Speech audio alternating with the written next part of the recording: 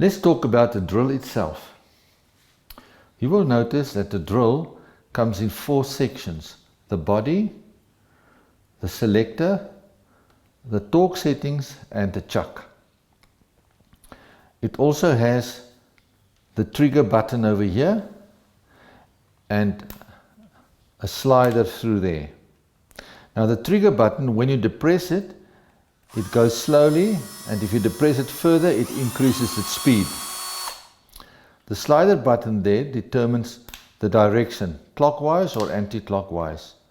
When you put it in the middle, it is actually locked, which is very useful when you put it in a toolbox, that it doesn't depress and drain the battery.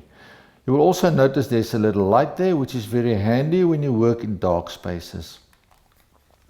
The buttons has got an arrow there and the reverse arrow there. The forward arrow makes the chuck turn clockwise, and if you depress it, it reverses. Of course, when it goes clockwise, that is when you drill a hole or you fasten a screw. When you reverse it, it loosens the screw. On the top section here, you will notice a 1 and a 2. Now this selector selects the speed. 1 is a slower speed and 2 is a faster speed. In the slower speed, it is also a little bit stronger. The selector here allows you to select for screws, drills and a hammer drill, which you use when you do holes into the wall.